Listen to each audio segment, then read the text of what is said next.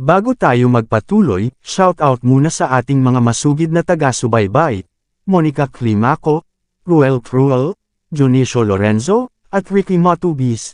Maraming salamat po sa inyo. Kabanata 3011, Sinamaan ng tingin ni Noah ang taong kakapasok lang. Ilang beses ko na bang sinabi sa'yo, kailangan natin ng pasensya para makamit ang magagandang bagay. Huminahon ka. Ang gulo talaga ng lalaki. Walang kwenta kang hamak. Sigaw ni Noah. Ano ba yan? Magsalita ka. Mabilis na binuksan ng lalaki ang kanyang telepono at ipinakita sa kanila ang mga nangungunang balita. Nilusob ng Yorks of Hong Kong kasama ang mahalagang panauhin na tagalungsod, si Harvey York, ang island country at pinabagsak ang mga salarin ng kasuklam-suklam na insidente 10 taon na ang nakararaan. Ang pamagat ay nasa simpleng itim na teksto lamang, ngunit ito ay sapat na upang i-highlight ang marami sa mga problema ng kasalukuyang sitwasyon sa Hong Kong at Las Vegas. Agad na nagdilim ang mukha ni Julian dahil dito. Anak ng tipaklong. Dapat yon ang accomplishment ko. Ngayon nawasak ang lahat. May nagbabalak na ipakulong ako habang buhay. Magsalita ka. Sino ang gumawa nito? Si Julian ay namumula sa galit. Ang galit ay lumalabas sa bawat butas ng kanyang mga mata. Ang dati niyang kalmadong kilos ay tuluyang nawala. Plano niyang gamitin ang kanyang mga nagawa sa Island Nation para patatagin ang kanyang posisyon bilang ang man-in-charge ng Sentries of York. Marahil, maaari pa niyang gamitin ito bilang isang tauntungan upang umangat bilang pinuno ng pamilya. Ngayon, ang lahat ay nasunog sa sandaling kumalat ang salita. Gustong-gusto ni Julian na patayin ang taong gumawa nito, kung sino man ito. Napalunok sa takot ang lalaking may hawak ng laptop bago mahinahong sumagot, Young Master Julian. Ayon sa impormasyong natanggap namin, si Vince York ang taong nag-publish ng lahat ng ito. Nakipag-ugnayan pa siya sa Hong Kong Daily News at ipinaliwanag ang lahat. Napakatalim ng pahayag na iyon, na para bang siya mismo ang nakasaksi. Sa madaling salita, walang itinatago na si Harvey ay isang do-it-all na tao. Bang! Inihagis ni Julian ang laptop sa lupa, nagkapira-piraso ito. Kinagat niya ang kanyang mga ngipin sa galit. Vince! Bastard ka! Bago pa man siya mapigilan ni Noah, galit na sumakay si Julian sa kanyang Land Cruiser. Vince! Makalipas ang isang oras, binuksan ni Julian ang pinto ng opisina ni Vince. Bukod kay Vince nandoon din ang karamihan sa mga pinagkakatiwalaang kampanya.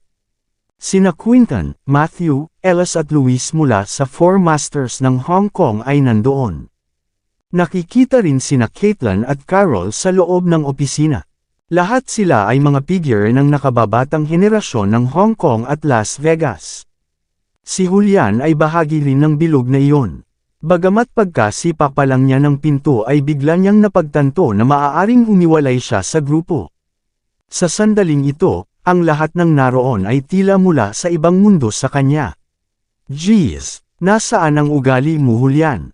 Napangiti si Vince nang makita ang madilim na ekspresyon ni Julian. Casual niyang ibinato ang isang gintong poker card sa mesa, tumambad ang isang hari. How dare you act this arrogantly, Julian? Sabi ni Caitlin, nakasingkalma ni Vince. Nakikipag-usap ka kay Young Master York. Magpakita man lang ng respeto. Maaaring mapagkamalan kang ni Young Master na mga taong walang alam. Ang tono ni Caitlin ay kalmado, ngunit ang kanyang mga salita ay tumusok sa puso ni Julian na parang mga patalim. Sa oras na ito, napilitan si Julian sa isang sulok. He wouldn't dare admit na gusto niyang kunin ang pwesto ni Vince sa harap ng mukha ng huli. Ganun pa man hindi niya masabi na takot siya kay Vince sa harap ng maraming tao. Sa huli, nanatili siyang tahimik at walang sinabi.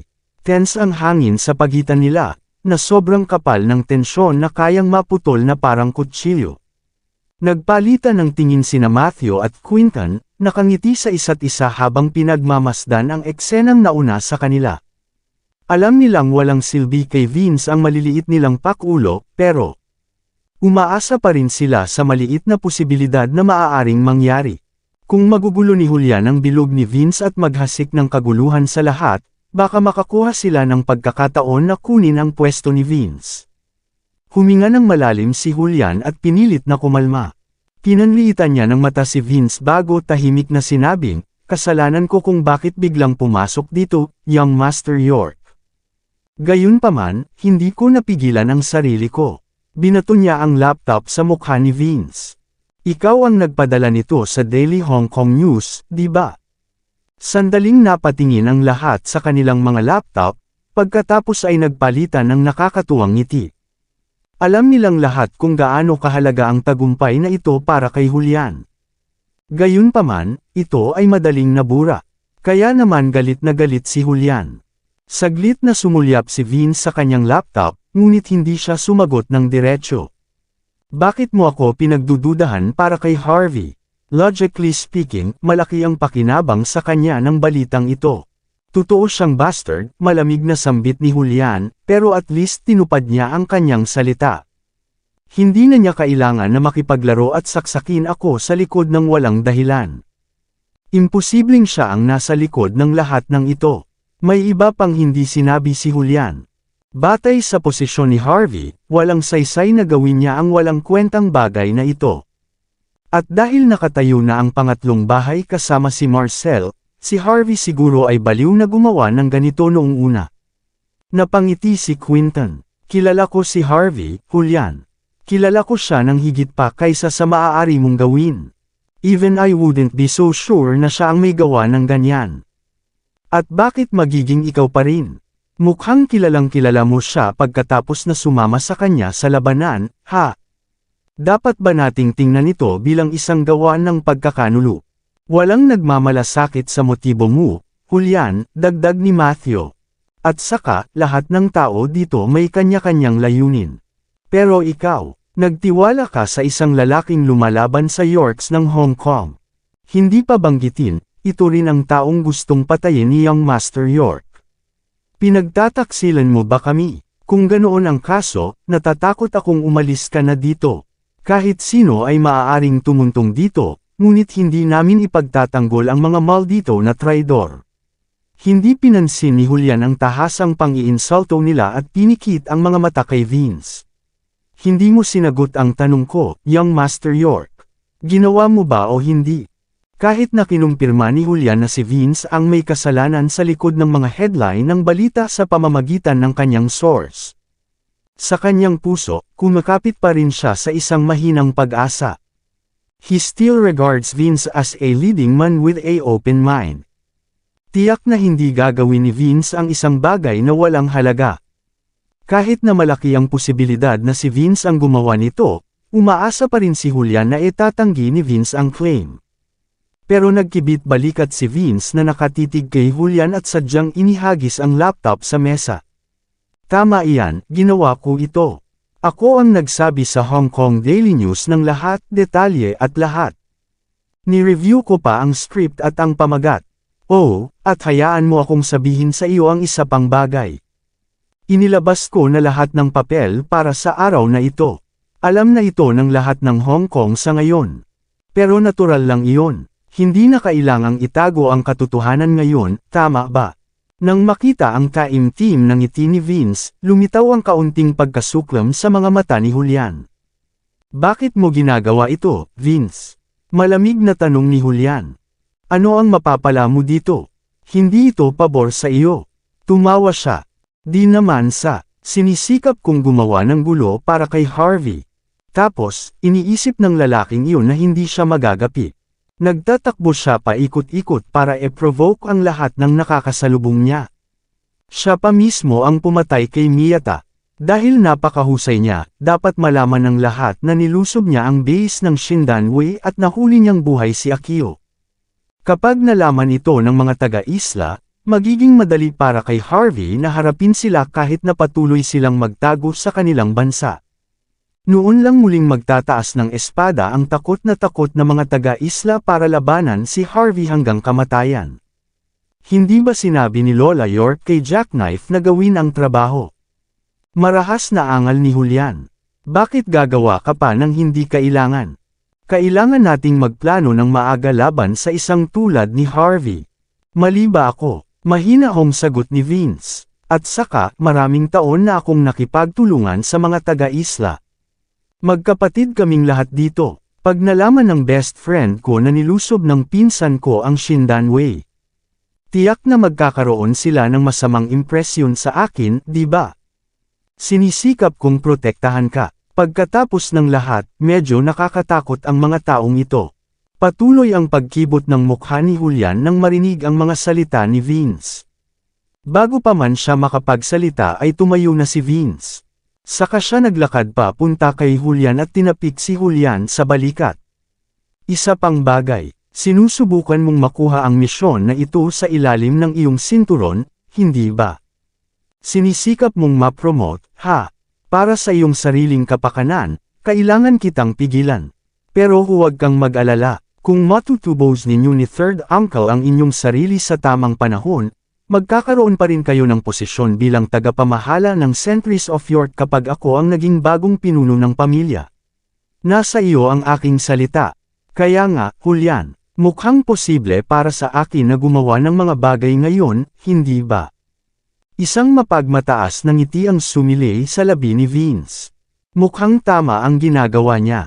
Walang ibang gustong sampulin si Julian kundi sampulin si Vince, ngunit napigilan niya ang sarili. Tumawa si Ella sa kanila mula sa likuran. Hayaan mong bigyan kita ng isa pang impormasyon, Julian. Ngayon lang, ang natitirang 5 Kingdom Gates at 5 Martial Arts Schools ay nagtipon sa Kyoto para magsagawa ng pampublikong panunumpa sa Royal Palace. Mahahanap nila ang mga taong sangkot sa insidente ng Shindanwei. This time, hindi na sila magpipigil.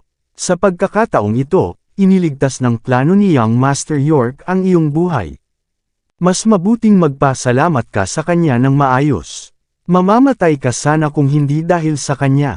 Ang masama pa, ang mga York ng Hong Kong ay hahabulin ng mga taga-isla. Dapat linisin ni Young Master York ang inyong kalat. Ang dami niyang ginawa para sa'yo. Pero eto ka nagtatanong sa kanya. Disappointed kami sa'yo, Julian. Matapos makita ang kaiabangan ng lahat, ang katotohanan, huminga ng malalim si Julian. Kailan tayo natakot sa isang grupo lamang ng mga taga-isla? Malamig na ungol ni Julian. Sila ba ang pinaglilingkuran mo ngayon? Huwag kalimutan, lahat tayo ay mula sa bansa H. Natalo na natin ang mga taga-isla sa panahon ng Euro-American Battlefield. Hindi sila mangangahas na manggulo dito. Hindi nila maaaring dalhin ang kanilang mga tropa, ngunit magiging madali para sa kanila na magpadala ng ilang mga assassin ngayon, hindi ba? Tinapik ulit ni Vince si Julian sa balikat. Lahat tayo dito ay matatanda na. Subukan mo man lang maging mature. Nasa kanila ang lahat ng swordsman, ninjas, onmyoji, at wizard na kailangan nila. Hindi na nila kailangan ng baril kung gusto kanilang patayin. Alam kong hindi patas ang pagtrato sa iyo, pero para sa kaligtasan ng pamilya. Ngumiti ng matamis si Vince bago iwinagayway ang kamay. Maya-maya ay pinadalhan siya ng isang baso ng juice. Inabot niya ang juice kay Julian at masayang sinabi, para mabayaran ang pagkawala mo, may iba akong ibibigay sa iyo kapag naging bagong master na ako.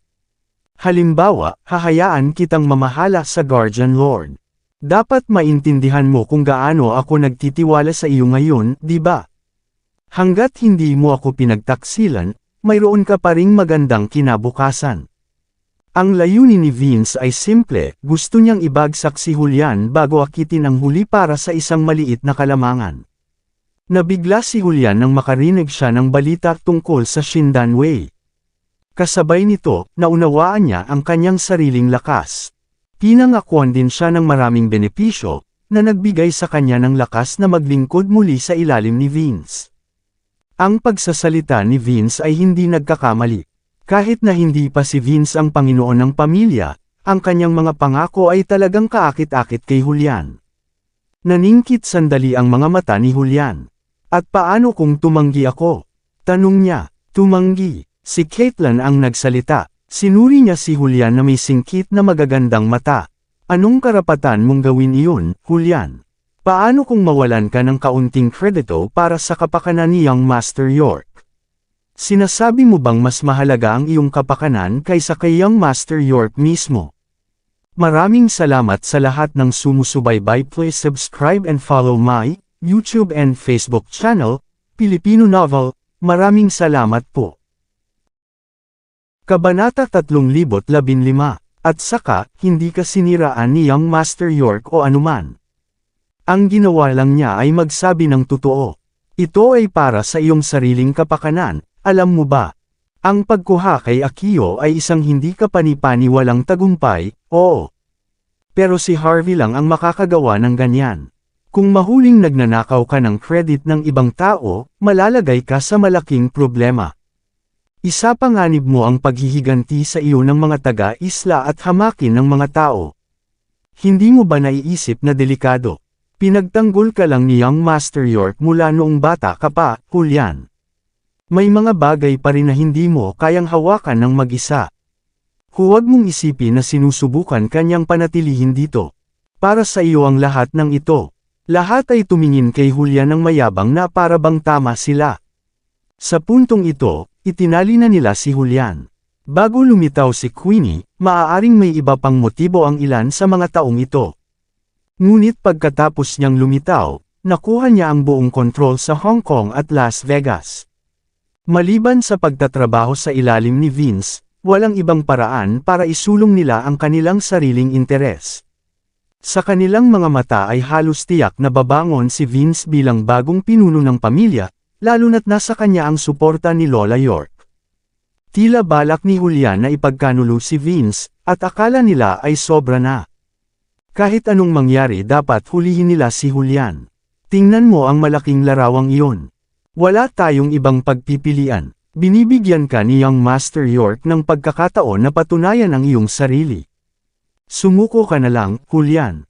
Kung gagawin mo, hihinto si Young Master York sa paghahanap sa relasyon ng pangatlong tahanan at sa kay Harvey.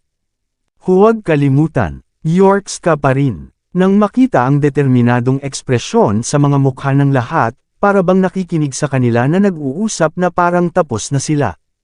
Ang imahe ni Julian kay Vince bilang isang malakas na tao ay nawawala sa puntong ito. Saglit niyang pinaningkitan si Vince bago sinabing, "No need to say much, Vince. Sa huli, natatakot ka lang na mas magaling ako sa iyo. Natatakot kang mapansin ako ni Lola York. Alam na alam mong hindi mo kaya. Napili ka lang dahil ikaw ang panganay na apo. Kahit sino ay maaaring gumawa ng mas mahusay kaysa sa iyo. Ngayon, naiintindihan ko na kung bakit mas gugustuhin ng ikaapat na tiyo na ang isang babae ang maging Panginoon niya kaysa sa iyo. Alam niya, masyado kang makitid mag-isip. Hindi mo mapipigil ang mga York ng Hong Kong sa pag-iwas. Dahil matagal mo na akong tinuturuan, bibigyan kita ng babala. Anyway, pinsan pa rin kita. Give up na. Paanong hindi mo pa rin maintindihan? Wala ka ng pagkakataong bumangon sa pamilya.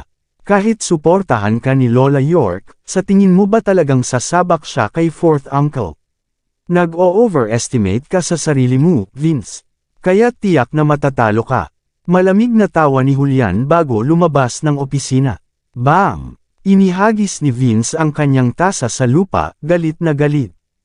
Ang kanyang mga mata ay hindi mapigil habang ang ulap ng dilim ay bumagsak sa kanyang mukha. Hong Kong, sa Garden Villa, si Harvey York at ang iba ay magkasamang nagbi-breakfast. Pagkatapos tumingin sa laptop, may pumukaw sa interes ni Harvey. Hindi ko alam kung dapat kong itanong ito o hindi, Lord York. Pero, patay na ba ang utak ni Vince York o ano? Bakit siya pa ang pinili ng pamilya na maging Young Master in the first place?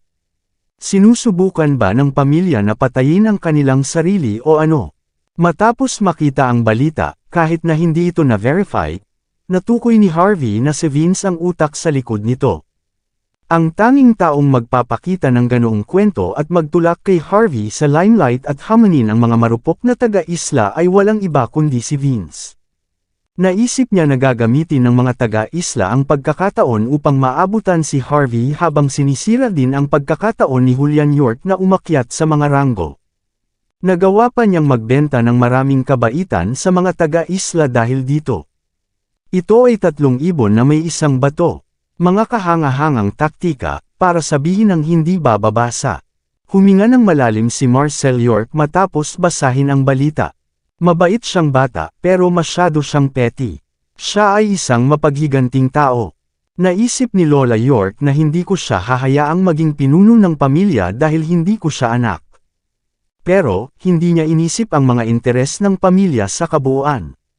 Walang kwenta ang pagpapatakbo ng pamilya ng mga lalaking makikitid ang isip. Ang Yorks ng Hong Kong ay itinuturing na isang larangan ng digmaan mula noong sinaunang panahon. Ang isang tiyak na halaga ng kaalaman at pagpaparaya ay kinakailangan para sa sinuman upang mabuhay dito. Isang bakas ng pagkabigo ang lumitaw sa mga mata ni Marcel. Hindi niya kailanman nagustuhan si Vince. Ngunit hindi niya inaasahan na gagawa ito ng ganoong kaliit na aksyon. Si Vince ang may kapangyarihan sa paggawa nito. Ngunit lahat ng ginawa ng mga York ng Hong Kong sa ngayon ay lahat ay kredito kay Harvey.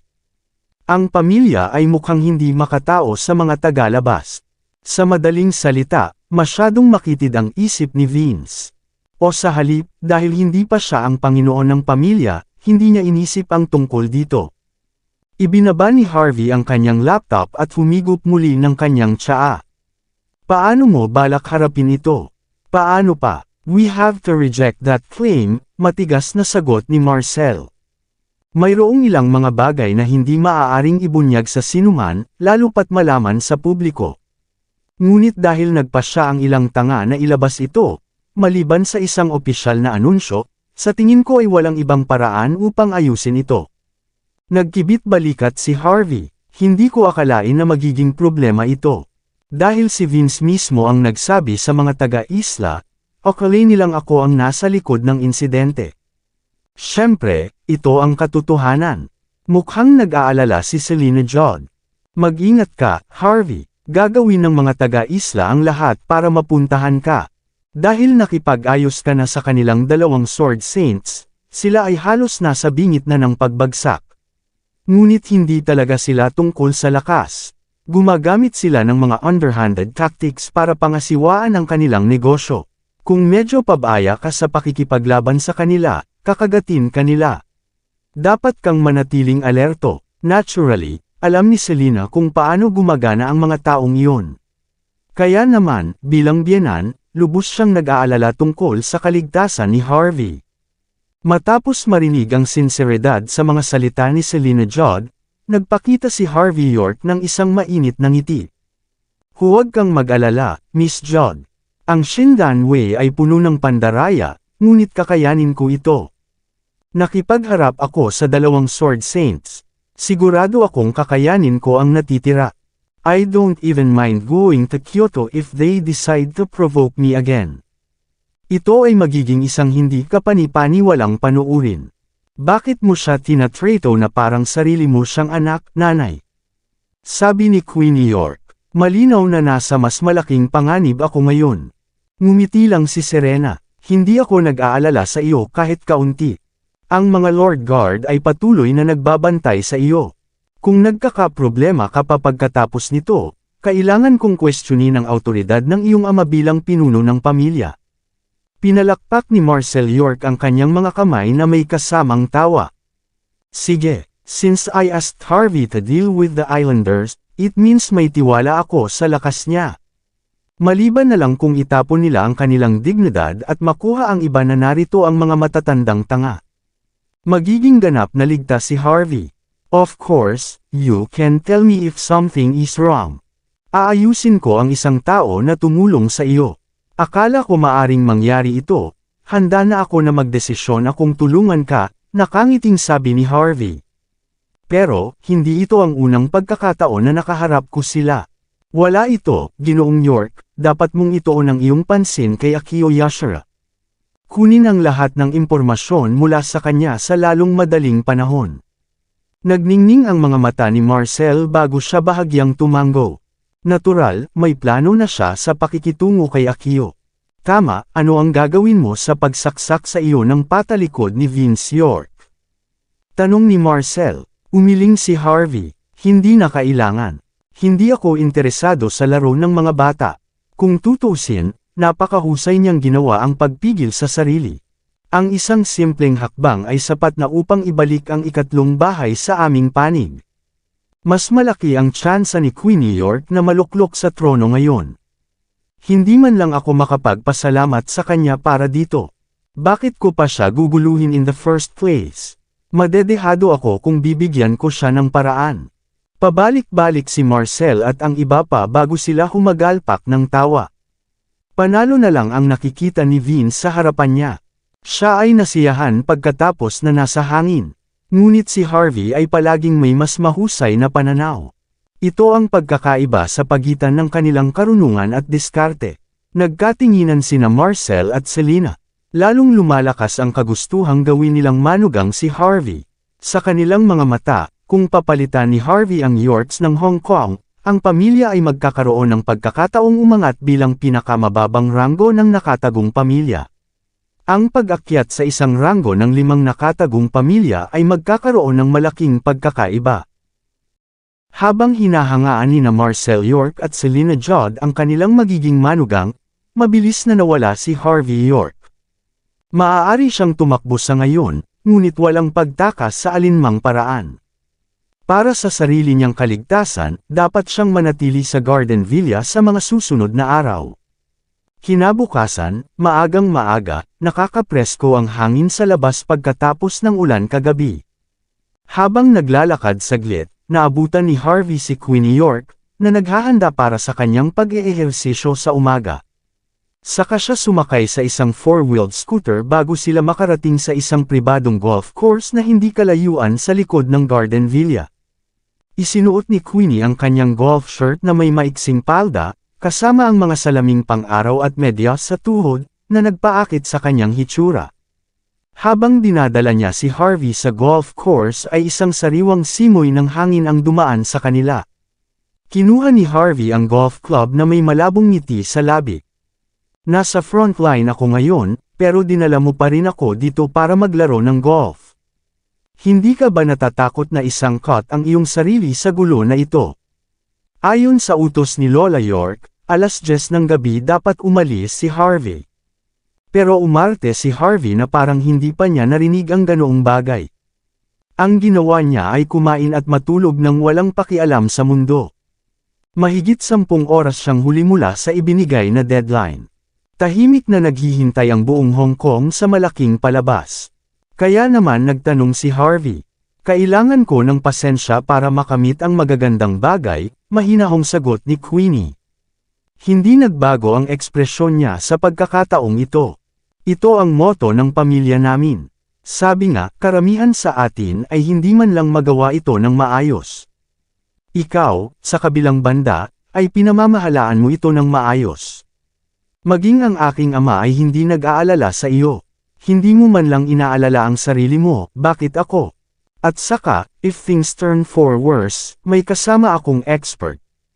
Mali ba ako? Siyempre, hindi lang ito ang dahilan kung bakit kita dinala dito." Kung gaano ka-relax ang itsura natin, mas lalong magpanik si Vince York. Kung ganoon ang kaso, malamang na makuha ito ng mga tao. Kahit si Jackknife, na mismong magpapalaya sa iyo sa Hong Kong, ay medyo matatakot. Ang isang nag-aalangan sa isang labanan sa pagitan ng mga eksperto ay palaging magiging dehado. Nagsalita si Queenie sa kalmadong tono habang matikas niyang iniindayog ang golf club. Sa isang malakas na katok, lumapag ang bola sa mismong butas, hindi kalayuan doon. Tahimik na bumantong hininga si Harvey. "Hayaan mong bigyan kita ng maikling aral. Walang saysay na maging komplikado para sa isang tunay na eksperto. Napansin mo ba na natamba na lahat ng gwardya mo nung na-shoot mo ang bola? Kabilang na ang mga Lord Guards." Naging galit na galit ang ekspresyon ni Queenie. Napuno siya ng kawalang paniwala. Mabilis niyang nilabas ang kanyang walkie-talkie, ngunit walang signal. Tapos nilabas niya ang cellphone niya pero naputol din ang signal. Nandito na ang mga tauhan ni Lola York. Hindi inaasahan ni Queenie na darating sila dito ng ganoon kaaga. Hindi iyan. Mas maaga pa sila dito. Nandito sila simula pa kagabi dahil hindi ako nakalabas ng Hong Kong sa loob ng takdang oras. At ngayon, sa wakas ay may pagkakataon na silang patayin ako. Si Harvey naman ay dulang na tumingin sa pinakamalapit na kakahuyan. Umalis ka na dito. Clap, clap, clap. Tulad ng inaasahan sa isang ekspertong tulad mo, Sir York. No wonder you dared to contradict Lola York herself. Hindi ko lang alam kung matigas ka talagang binata o tanga lang. Isang mapanuksong tono ang maririnig. Maraming tao ang nakikitang naglalakad palabas ng kagubatan. Ang mga taong iyon ay nakasuot ng green long-sleeved shirts habang nagpapakita ng malamig na ekspresyon. Isang payat na matandang lalaki ang nakatayo sa gitna. Ang lalaki ay may maputlang mukha at malinis na ahit. Hindi mapakali ang paglalaro niya sa kanaryo ng damilat siya kay Harvey na puno ng puot. Kitang-kita sa kanya ang arrogant at dominanteng aura. Manager York. Bahagyang nagbago ang ekspresyon ni Queenie nang makita ang lalaki. Sino siya? Tanong ni Harvey. Hindi niya inasahan na may isang tao sa Hong Kong na maglalakas loob pa rin na kumilos sa pagiging dominante niya. Iyon ang dahilan kung bakit napukaw ng taong ito ang kanyang interes. Lumitaw ang mga kulubot sa magandang mukha ni Queenie. Ito ang kasambahay ng amo ng nakaraang pamilya. Mahigit 12 taon na siyang naglingkod sa ilalim niya. Pagkatapos na itayo muli ang pamilya, siya ang naging manager sa buong panahon. At pagkatapos na mapatapon ang naunang pinuno, ang aking ama ay tumaas sa kapangyarihan. Si Manager York ang nag-aalaga kay Lola York mula noon. Kahit ano, prituhin mo na lang siya bilang regent. Siya ay isang misteryosong tao, ngunit siya ay medyo nakakatakot. Maging ang tatay ko ay kailangang igalang siya. Hindi ko akalain na magpapakita siya dito. Talagang hindi nagpigil si Lola. Lalong lumalala ang ekspresyon ng mukha ni Queenie. Bilang adopted daughter ng pamilya, alam na alam niya kung gaano nakakatakot ang mga York ng Hong Kong. Si Manager York ay tila nakaka-relax, ngunit ang kanyang mga kasanayan at impluensya ay nakakatakot. Nang makita ang nakakatakot na ekspresyon ni Queenie, lumitaw ang pag-aalipusta sa mukha ni Manager York. Sa likas na katangian, nasisiyahan siyang matakot at igalang ng mga nakatataas sa pamilya. Nagpakita rin ng mapaglarong ekspresyon ang mga lalaking naka-green. Lahat sila ay mga katulong na personal na sinanay ni Manager York. Karaniwan silang magiging bossy sa buong pamilya. Ituturing silang tunay na royalty kapag naglalakad sila sa mga lansangan ng Hong Kong at Las Vegas. Ang lahat ng mga bagay na iyon ay tuluyang nabuo ang kanilang mapagmataas na kilos. Sa kanilang mga mata, kahit sino sa Hong Kong at Las Vegas ay dapat yumukod sa kanila. Pagkatapos ng lahat, itinuturing nila ang kanilang sarili bilang batas ng Yorks ng Hong Kong. Ikaw si Harvey, diba? Naririnig ko na ikaw ay isang malayong kamag-anak at tinatawag ang iyong sarili na prinsipe ng Southlights o isang bagay. Kung ganoon, lumuhod ka. Pinandilatan ni Manager York si Harvey nang may pagkukunwari. Natural na ginawa niya ang kanyang takdang aralin para mag-background check kay Harvey bago pumunta rito. Ano pa ang hinihintay mo? Galit na sigaw ng mga lalaking naka-green. Lumuhod. Lumakad si Harvey na naka-cross-arm na may malabong ngiti sa kanyang mukha. Sino ang may karapatang magsabi niyan? Hindi mo rin deserve. Kabanata 3020. Ikaw na masama. How dare you talk to Manager York ng ganyan? Isang lalaking nakaberde ang lumakad na may malamig na ngiti sa kanyang mukha. Sampulin ko ng husto ang bibig mo. Hindi ako karapat-dapat, sabi mo. Si Manager York ay humakbang pasulong at mahinahong iwinagayway ang kanyang kamay, na sinasabi sa kanyang mga tauhan na umatras. Tapos, nag-cross arms siya habang nakatitig kay Harvey York. Ako ang tagapamahala ng Yorks ng Hong Kong, dahan-daang sabi ni Manager York. Ako ang dating pinuno at ang pinagkakatiwalaang subordinate ni Lola York. Tumawa si Harvey. I didn't expect na ganito pala kaangas ang isang ordinaryong katulong, sabi ni Harvey na may matamis na ngiti. Kahit na, gusto kong magtanong. Anong ginawa ko at hiniling mo akong lumuhod? May gustong sabihin si Queenie York matapos niyang makitang lumaban ng ganoon si Harvey kay Manager York, ngunit agad itong sumuko matapos makita ang ugali nito. Naiintindihan niya talaga ang kapatid niya. Nairita si Harvey. Anong ginawa mo? Hindi mo ba naiintindihan? Galit na tinapakan ni Manager York ang lupa. Ang mga bitek ay nabuo saan man sa isang iglap. Anong nakakatakot na puwersa? Tumigil ka na sa pagbibiro, Harvey. Lalo mo lang gagawing guilty ang sarili mo. Kapag nangyari iyon, hindi ka na makakatakas sa parusa ng simpleng parusa. Hindi ko lang alam. Bakit hindi mo sabihin sa akin? Cool na sagot ni Harvey. Si Lola York mismo ang humiling sa iyo na umalis sa Hong Kong sa loob ng 24 na oras. Sigaw ng isang lalaking naka-green bago pa man makapagsalita si Manager York. Ngunit hindi mo ginawa, at dito ka pa naglalaro ng golf. Kumusta naman ang karangalan ni Lola York? May pakialam ka rin ba? May sasabihin ako sa iyo. Ito ang iyong kasalanan. Ang kasalanan na hindi matatubos.